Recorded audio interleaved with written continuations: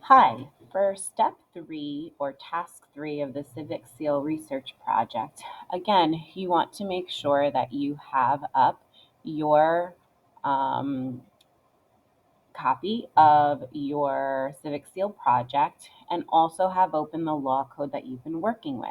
As you can see on my example, I've put my name here on the title page and the law code that I've chosen to work with.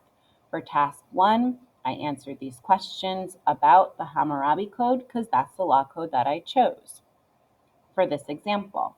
For task 2, I also picked one example law from that code of laws, the Hammurabi Code, and I answered these two questions about it, which is what you see here for task 2.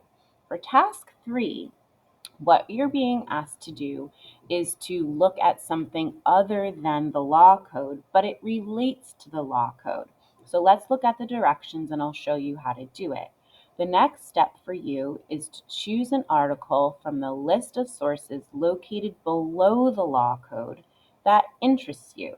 Read it, and in a well-developed paragraph, analyze the article answering the following questions. Who's the author? When was it written? What's the source?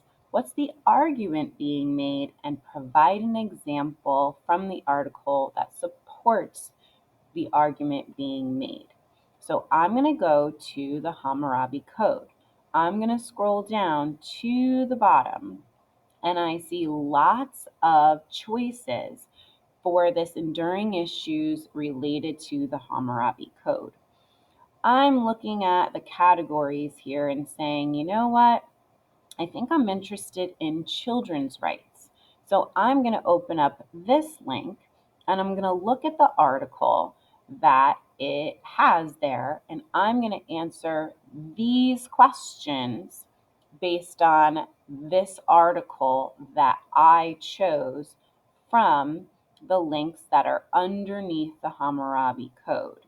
This has something to do with modern day children, and in the next couple of steps, you're going to be using that to relate it to the code of laws that you did in task 1 and 2.